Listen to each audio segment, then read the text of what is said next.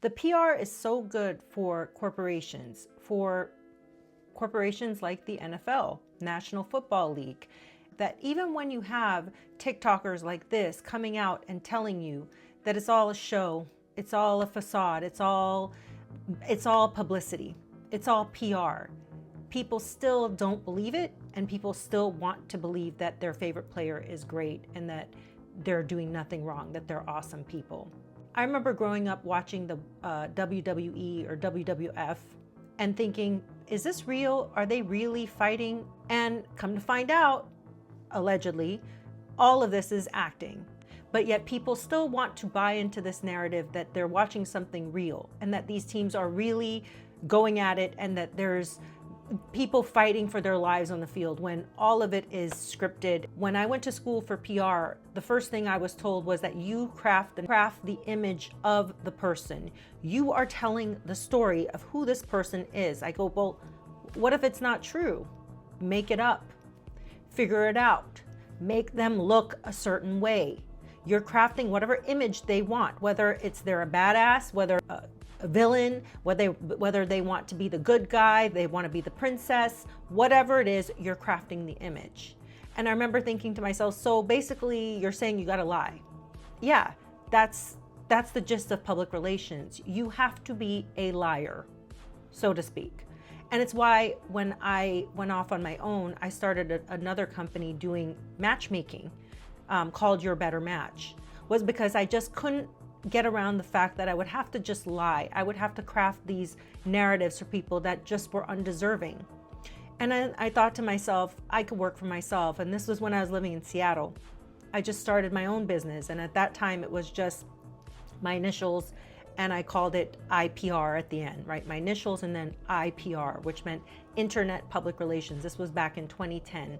And it was to craft images for people online only, for businesses and corporations, right? Obviously, people who do online development and website development, they're crafting an image too. It's just not public relations.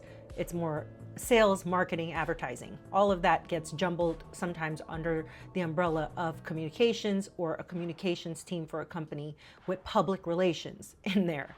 But the PR portion is the biggest and most important.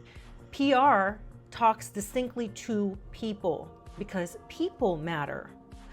How you come off as a brand to people out there is the most important thing, because if you come off like a brand that's not listening to your audience, you will lose that audience. And right now, what she was saying in her video, that while she was working for this company, she saw a lot of bad behavior, but she couldn't say anything because she was in a contract. And this is what these corporations do. They lock you into contracts and then you can't talk, your lips are sealed.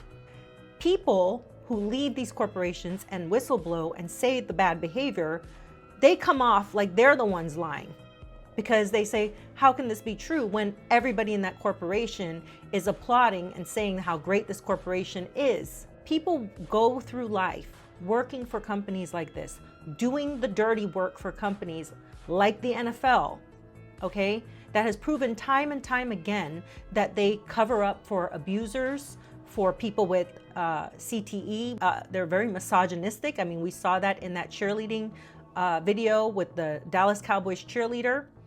And we know that it's a bad corporation, yet people still watch it. In fact, NFL and Sunday Ticket and all of that is the highest rated watched programs, really. Still, football is such a huge pastime.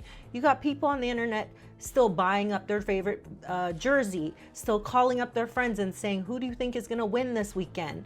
Still, it's a huge industry. And nothing will change because you still support it. It's like I did a video yesterday talking about Starbucks and how people are not understanding that your little boycotting is not really gonna work, because it has to take a huge amount, a proportionate amount of people to boycott in order for it to work. That mess up that they had, that huge mess up with firing Jimmy Kimmel, ABC firing Jimmy Kimmel, and then bringing him back. So now they make you pay for it.